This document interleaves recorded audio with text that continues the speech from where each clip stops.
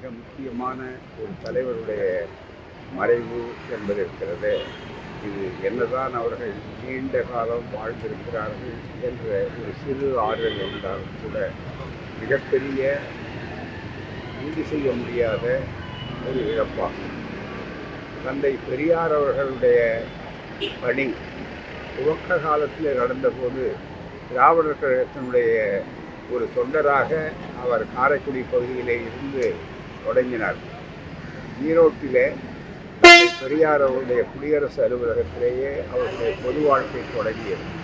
அதிலிருந்து அவர்கள் பல்வேறு நிலைகளிலே இருந்தாலும் அறிஞர் அண்ணா, அதே போல கலைஞர் அவர்கள், எம்ஜிஆர் அவர்கள், ஜெயலலிதா, கடைசியிலே மிகப்பெரிய அளவிற்கு இருக்கக்கூடிய அம்மையார், எம்ஜிஆர் அவர்களுடைய துணைவியார், அத்தனை பேருடைய அன்புக்கும் பாத்திரமானவர்கள் மட்டுமல்ல, எவரிடத்திலும் ஆண்மையோடு பழகக்கூடியவர்கள்.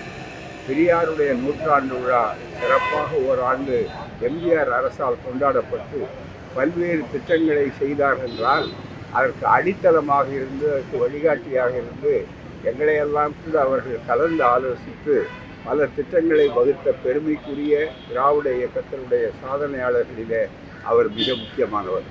அருளாளர் என்ற அனைவராலும் அன்போடு அழைக்கப்பட்ட அந்த அருளாளர் இன்றைக்கு வரலாறாகிவிட்டார். என்றைக்கும் வரலாற்றில் வாழக்கூடியவராக இருப்பார்கள். அவரை பொறுத்தவரையிலே யாரையும் எழுத்தறிந்து பேச மாட்டார். எல்லோரையும் அழைத்து போகக்கூடிய வழியிலே இருக்கிற காரணத்தினால்தான் அவர்கள் எத்தனையோ அரசியல் பரிமாணங்கள், மாற்றங்கள் இவைகளுக்கெல்லாம் ஆளானாலும் கூட இறுதியிலே திராவிட முன்னேற்ற கழகம் அதை ஆதரிக்கக்கூடிய சூழ்நிலை என்று வந்தார். அதிலே படுத்த படுக்கையாக இருந்த நேரத்திலே கூட, அதே நேரத்தில் வெளியே அதிகமாக நட முடியாத காலத்திலே கூட, இந்த தேர்தலிலே கூட அவருடைய எம்ஜிஆர் கழகம் தன்னுடைய பணியை செய்ய வேண்டும் என்பதற்காக வருகிற தேர்தலில் இந்தியா கூட்டணி, குறிப்பாக திமுக கூட்டணி ஏன் வெற்றி பெற வேண்டும் என்பதற்கு கடைசியாக அறிக்கை விடுத்திருக்கிறார் என்பது இந்த தேர்தலிலே மறந்தது. எனவே தான் அவர் மறைந்தும் மறையாமல் நிறைந்திருக்கிறார்கள்.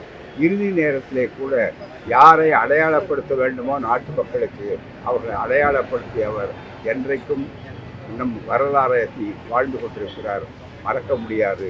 தொண்டுக்கு வயதில்லை, தொண்டுக்கு முடிவில்லை. அவருடைய தொண்டு வரலாற்றில் பொன்னேடுகளிலே ஒன்று வாழ்கிறார் நம்முடைய ஆரம்பம். செய்திகளை உடனுக்குடனும் துல்லியமாகவும் தெரிந்து கொள்ள சப்ஸ்கிரைப் பண்ணுங்க.